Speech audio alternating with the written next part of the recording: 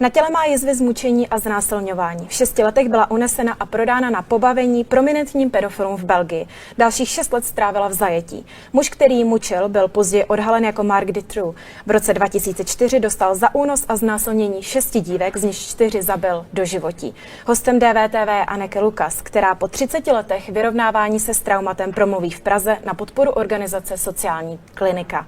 Welcome on DVTV. Thank you. How can you deal with such trauma?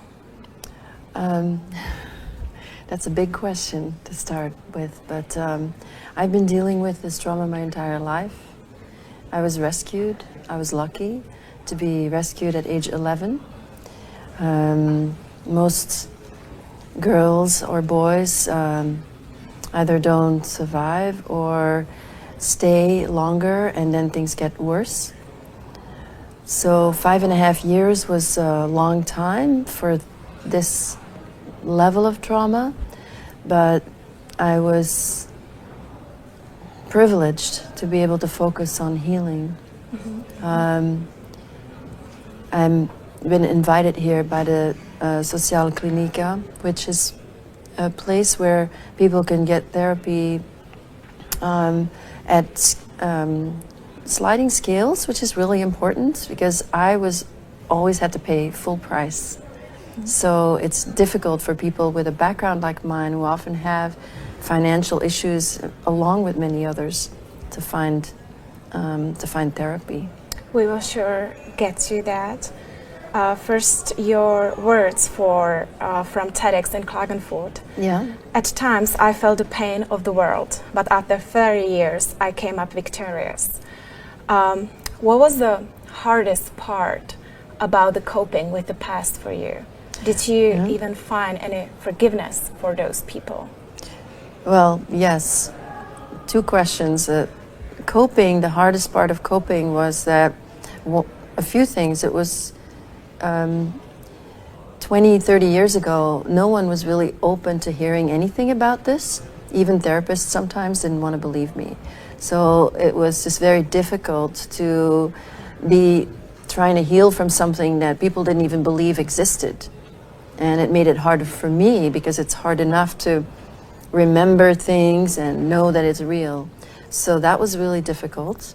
And also my guilt complex, not having self-esteem, just made it very difficult to live. It's very difficult to make your way in the world, to do anything with when you're constantly worrying that you've done something wrong. And the healing then brings the self-esteem and brings a level of understanding, not just for myself and everything that I've been through, but even for the perpetrators. And I've come to a place where I'm so full and rich inside that forgiveness is easy now. It's an option. And I've chosen to forgive or keep forgiving. Not that I don't feel anger and that I don't want to keep working towards ending this kind of abuse, but at the same time, the forgiveness comes from a place of that I understand how deprived a person who does these things really is, who has no access to themselves, who has no sense of anything real. But that must have been a long journey. Very long, yes, my whole life. Come to that point. I'm 56, so it's been a very long journey to hear, and forgiveness is recent. It's more of a recent thing. It's the last stage of healing. You said that even the therapists didn't believe you. What made them? Like how made you for them to do your story real?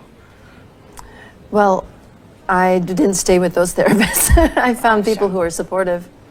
But yes, that not being believed is a big part of this kind of abuse because it is so extreme, and it is even part of the way that it continues to happen, that the fact that the abusers can count on people not believing it because it is so extreme.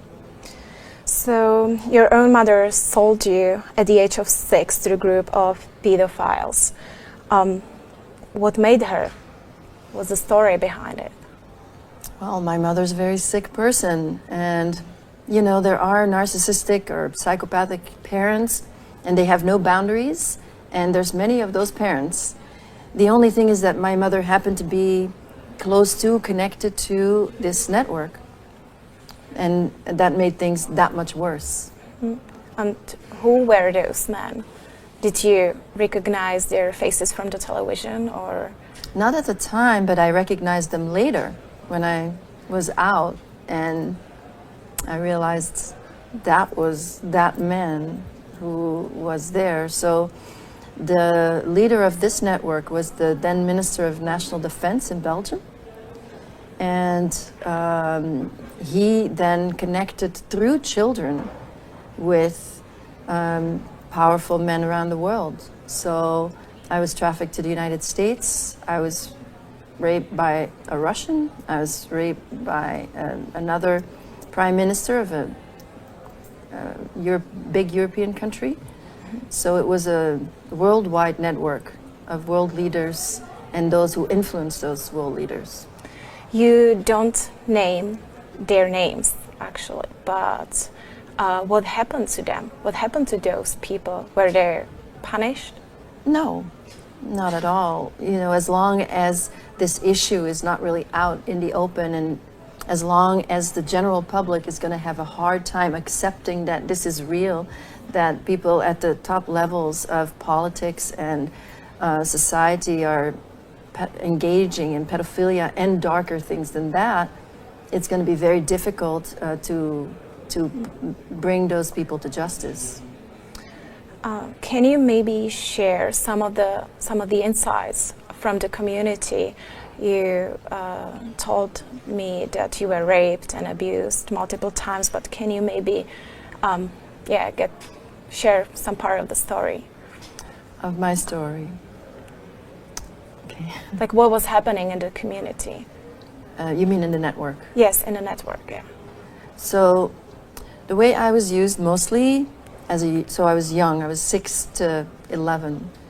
And so I was raped by about 200 men.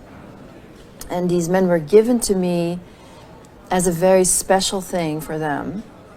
And as they were being groomed into this kind of life of the elite and the top-notch, exclusive club, they were actually on their way up. They were making their way up in the system.